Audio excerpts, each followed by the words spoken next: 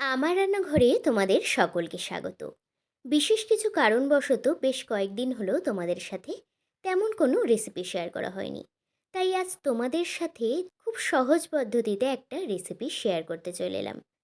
Title আর thumbnail দেখে আশা করি তোমরা বুঝতেই পেরেছো যে আমার আজকের রেসিপি চিকেনের পাতলা ঝোল সাথে ধামসা আলু।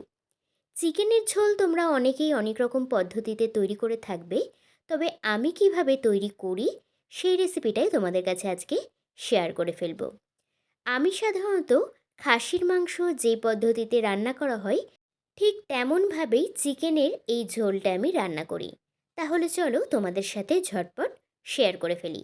তার জন্য প্রথমে যেটা করতে হবে, একটা বড় পাত্র নিয়ে নিতে হবে, আর তার মধ্যে চিকেনগুলো ভালোভাবে ধুয়ে জল ঝরিয়ে সেই পাত্রের মধ্যে নিয়ে নেব। আর এখানে চিকেনের পরিমাণ আছে 750 গ্রাম। এবার দেখো এর মধ্যে এক এক করে সব উপকরণগুলো দিয়ে দেব। প্রথমেই দিয়ে দিচ্ছি একটা বড় সাইজের পেঁয়াজের স্লাইস। এবার এর মধ্যে দিয়ে দেব 2 টেবিল চামচের একটু পরিমাণে বেশি আদা রসুন আর তার সাথে পাকা লঙ্কার পেস্ট। এবার দিচ্ছি 1/2 টেবিল চামচ হলুদ গুঁড়ো, 1/2 টেবিল চামচ জিরার গুঁড়ো, 1/2 টেবিল চামচ কাশ্মীরি লাল লঙ্কার গুঁড়ো, 1/2 টেবিল চামচের একটু কম ঝাল লঙ্কার গুঁড়ো, আর স্বাদ মতো লবণ ওই 1/2 টেবিল চামচ মতো। আর দেব 2 টেবিল চামচ পরিমাণে সর্ষের তেল। এবার সমস্ত কিছু খুব ভালোভাবে মাখিয়ে নেব। ঠিক যেভাবে আমরা খাসির মাংসকে ম্যারিনেট করে রেখে দিই 1 ঘন্টার জন্য, ঠিক সেইভাবেই মুরগির মাংসকেও সমস্ত উপকরণ দিয়ে ভালোভাবে ম্যারিনেট করে রেখে দেব কমপক্ষে 1 ঘন্টার জন্য। দেখতেই পাচ্ছ সব উপকরণ দিয়ে আমি মাংসটাকে খুব ভালোভাবে কিন্তু মাখিয়ে নিয়েছি। এবার এটা ঢাকা দিয়ে রেখে দেব, আর তোমরা কিন্তু চাইলে 1 ঘন্টার বেশিও রাখতে পারো। এবার অন্যদিকে কড়াই গরম করে নিয়ে কড়াইয়ের মধ্যে দিয়ে দেব আবারও 2 টেবিল চামচ পরিমাণে সর্ষের তেল। এবার তেলটা খুব ভালোভাবে গরম হয়ে গেলে 2 টুকরো করা আলুগুলো আমি এর মধ্যে দিয়ে দেব। আমি এখানে তেলের পরিমাণটা কিন্তু একটু বেশিই নিয়েছি আলুগুলো ভাজবো বলে, তবে আলুগুলো যখন ভাজা হয়ে যাবে আমি তেলটা তুলে নেব। দেখো এর মধ্যে এবার আমি দিয়ে দিচ্ছি সামান্য পরিমাণে একটু লবণ আর সামান্য পরিমাণে একটু হলুদ গুঁড়ো। প্রথমে একটু খুন্তি দিয়ে খুব ভালোভাবে আলুগুলোকে উলটপালট করে নিয়ে আলুর সাথে লবণ আর হলুদটাকে একটু মাখিয়ে নেব। এবার গ্যাসের ফ্লেম মিডিয়ামে রেখে আলুগুলোকে হালকা একটু লালচে করে ভেজে নেব। তবে আলুগুলো যেহেতু পরে মাংসর সাথে কষিয়ে আবার সেদ্ধ করব, তাই প্রথমে খুব একটা নরম করে ভাজার প্রয়োজন নেই। হালকা একটু লালচে করে ভেজে তুলে নেব। আর এখানে আমি 750 গ্রাম মাংসের জন্য আলু নিয়েছি 8টা।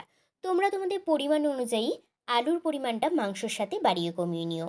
দেখো আলুগুলো ভাজা হয়ে গেছে, এবার আমি আলুগুলো তুলে নিয়েছি।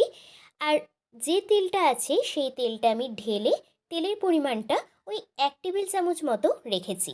এবার ওর মধ্যে ফোড়নের জন্য দিয়ে দিচ্ছি 4টে তেজপাতা, কিছুটা মানে একদম সামান্য পরিমাণে একটু গোটা গরম মশলা, আর একটা মিডিয়াম সাইজের পেঁয়াজের স্লাইস, আর একটা চেরা কাঁচা লঙ্কা।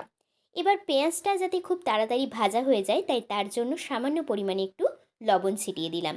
এবার গ্যাসের ফ্লেম একদম মিডিয়ামে রেখে পেঁয়াজটাকে হালকা একটু লালচে করে ভেজে নেব। আর তেলের মধ্যে যেহেতু হলুদটা দেওয়া আছে তাই পেঁয়াজের কালারটা কিন্তু এখানে একটু অন্যরকম লাগছে। এবার দেখো এর মধ্যে আমি দিয়ে দিলাম ওই 1/2 চা চামচ মতো চিনি। আর পেঁয়াজ ভাজার সময় যদি একটু চিনি ছিটিয়ে দেওয়া হয় তরকারির যে কালার সেটা কিন্তু খুব সুন্দর আসে।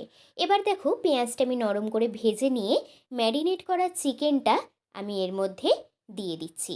আর আমি কিন্তু পুরো 1 ঘন্টা 15 মিনিটের জন্য চিকেনটা ম্যারিনেট করে রেখেছিলাম।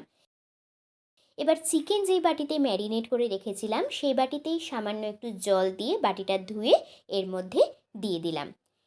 এবার ভালোভাবে খুন্তি দিয়ে একটু সব কিছু ঠিকঠাক করে নিয়ে ঢাকা দিয়ে রেখে দেব। একদম গ্যাসের ফ্লেম মিডিয়াম টু লোতে। এখানে আর কিচ্ছু করার নেই, ঢাকা দিয়ে একদম রেখে দেব। আর অবশ্যই কিন্তু এখানে গ্যাসের ফ্লেম একদম লো টু মিডিয়ামেই রাখবে। দেখো প্রায় 15 মিনিট পর আমি আবার ঢাকাটা তুলে নিয়েছি। আর দেখে তোমরা বুঝতেই পারছো চিকেনের থেকে জল বেরিয়ে এসেছে। চিকেন কিন্তু অনেকটাই নরম হয়ে এসেছে। আর চারিধার থেকে কিন্তু বেশ সুন্দর তেলও ছেড়ে দিয়েছে। এবার আমি এর মধ্যে দিয়ে দিলাম হাফ চা চামচ গরম মশলার গুঁড়ো। গরম মশলার গুঁড়োটা তোমরা কিন্তু চাইলে পরেও দিতে পারো, তবে আমার এর স্মেলটা খুব একটা বেশি ভালো লাগে না বলে আমি প্রথমে এটা দেওয়ার চেষ্টা করি। এবার ভেজে রাখা আলুগুলো এর মধ্যে দিয়ে দিলাম। এবার এখানে গ্যাসের ফ্লেম হাইতে রেখেই 3-4 মিনিট মতো আলুর সাথে মাংস খুব ভালোভাবে মিশিয়ে নিয়ে একটু কষিয়ে নেব। মাংসর সাথে আলু যখন একটু কষানো হয়ে যাবে তখন ঢাকা দিয়ে আবারও রেখে দেব 5 মিনিটের জন্য। 5 মিনিট পর দেখো আমি ফিরে এলাম। মাংস থেকে কিন্তু পুরোপুরি একদম তেল ছেড়ে গেছে। এবার দেখো এর মধ্যে আমি দিয়ে দিলাম 1 চামচ পরিমাণে চিকেন মশলা। এবার খুব ভালোভাবে আবারও সব কিছু মিশিয়ে নিয়ে এর মধ্যে দিয়ে দেব উষ্ণ গরম জল। তোমরা কিন্তু মাংসে সবসময় উষ্ণ একটু গরম জল ব্যবহার করার চেষ্টা করবে। তোমরা যতটা ঝোল রাখতে চাও সেই পরিমাণ অনুযায়ী জল দেবে। আমি যেহেতু মাংসটা একটু ঝোল ঝোল রাখবো আর তার সাথে আলুটাও সেদ্ধ হবে, তাই আমি এখানে জলের পরিমাণটা কিন্তু একটু বেশি দিয়েছি। এবার গ্যাসের ফ্লেম হাইতে রেখে সব কিছু একটু ফুটিয়ে নেব। যখন খুব ভালোভাবে ফুটে উঠবে তখন ঢাকা দিয়ে গ্যাসের ফ্লেম মিডিয়ামে করে রেখে দেব সব কিছু সেদ্ধ হওয়ার জন্য। সব কিছু সেদ্ধ হওয়ার পর আমি আবার ফিরে এলাম। দেখো আমি ঢাকা তুলে তোমাদের দেখিয়ে দিচ্ছি যে আলুগুলো কেমন সুন্দর সেদ্ধ হয়েছে। আর তোমরা কিন্তু মাঝে মধ্যে ঢাকাটা তুলে একটু চেক করে নেবে। দেখতেই পাচ্ছ আলুগুলো খুব সুন্দর সেদ্ধ হয়ে গেছে আর মাংসও কিন্তু পুরোপুরি সেদ্ধ হয়ে গেছে। এবার গ্যাসের ফ্লেম অফ করে স্ট্যান্ডিং টাইমে 5 থেকে 6 মিনিট রেখে নামিয়ে নিলে রেডি হয়ে যাবে আজকে লোভনীয় স্বাদের লাল লাল মুরগির মাংসের পাতলা ঝোল আর সাথে ধামসা আলু। তাহলে বন্ধুরা কেমন লাগলো কমেন্ট করে জানাতে কিন্তু একদম ভুলবে না। আর দেখা হচ্ছে তোমাদের সাথে পরের দিন আবার নতুন কোনো রান্না নিয়ে। সকলেই ভালো থাকবে, সুস্থ থাকবে।